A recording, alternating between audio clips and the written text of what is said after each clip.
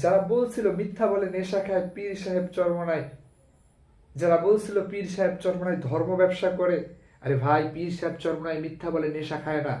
আরে ভাই পীর সাহেব চরমনায় ধর্ম ব্যবসা করে না। ধর্ম ব্যবসা তোর মতো নাস্তিক তোরা করস।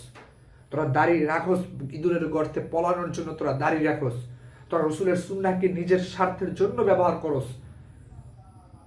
তোরা রসুলের সুন্নাহকে অপমান করস। দিন শেষে রসুলকে গালি দিতে তোরা দ্বিধাবোধ করস না। এটা আমাদের মধ্যে না। আমরা ওলামা ইকরাম ধর্ম ব্যবসা করি না। আমরা ওলামা ইকরাম আওয়ামী লীগের আমলেও দাঁড়িয়ে রেখেছি। আমরা ওলামা ইকরাম এরশাদ চাচার আমলেও দাঁড়িয়ে রেখেছি। আমরা ওলামা ইকরাম বিএনপির আমলেও দাঁড়িয়ে রেখেছিলাম। আমরা ওলামা ইকরাম স্বৈর শাসনের আমলেও দাঁড়িয়ে রেখেছিলাম। আমরা কখনো দাড়ি কাটিনি। আমরা ক্ষমতা পেয়ে দাড়ি কাটার জন্য প্রস্তুত না। আমাদের হাজার হাজার ক্ষমতার রাজপ্রাসাদও যদি এনে দেওয়া হয়, পুরো দুনিয়াকেও যদি আমাদের পায়ের নিচে এনে দেওয়া হয়, আমরা কখনো আল্লাহ রসুলের একটা সুন্নাহকে অবমাননা করব না, যেটা তোরা করে থাকিস প্রতিনিয়ত, কন্টিনিউ তোরা করে থাকিস। বড্ড আফসোস লাগে তোদের জন্য। তোদের হতভাগা তোদের কপাল। তোরা মুসলমানের সন্তান হওয়ার পরেও তোদের কানে এরকম জন্মের পরে আল্লাহু আকবার ধ্বনি যাওয়া সত্ত্বেও তোরা আজকে কেন এই নাস্তিক হয়ে যাচ্ছিস? কেন হয়ে যাচ্ছিস ভাই? একটু বোঝার চেষ্টা কর। এই জমিন ওলামা ইকরামের রক্তে স্বাধীন হয়েছে।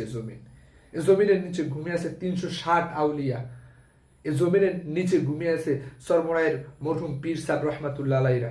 এই জমিনের নিচে ঘুমিয়ে আছে সারসিনা নেসারাবাদের মরহুম পীর সাহেব রহমতুল্লাহ আলাইরা। এই জমিনের নিচে ঘুমিয়ে আছে উজানির পীর সাহেব রহমতুল্লাহ আলাই। এই জমিনের নিচে ঘুমিয়ে আছে কারি ইব্রাহিম সাহেব রহমতুল্লাহ আলাই। এই জমিনের নিচে ঘুমিয়ে আছে হাজি শরিয়তুল্লাহ রহমতুল্লাহ আলাই। এই জমিনের নিচে ঘুমিয়ে আছে আল্লামা শাহ আহমদ শফি সাহেব। এই জমিনের নিচে ঘুমিয়ে আছে কায়রাতে মিল্লাত আল্লামা জুনায়েদ বাবুনগরী রহমতুল্লাহ আলাই। একটু বুঝার চেষ্টা করেন ভাই।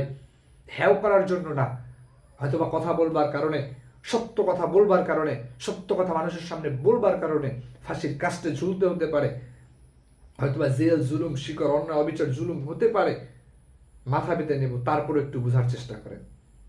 দিনকে পরিবর্তন করেন, দুনিয়াকে পরিবর্তন করেন, দেখবেন আল্লাহ তাআলা আপনার আখিরাতকে পরিবর্তন করে দেবে। আপনি আল্লাহর হয়ে যান, আল্লাহ আপনাকে দুনিয়া সবকিছু আপনার পায়ের নিচে করে দেবে। আপনি দুনিয়া পাওয়ার আশায় ঘুরতেছেন, আল্লাহ তাআলা দুনিয়াকে আপনার থেকে সরায় নেবে।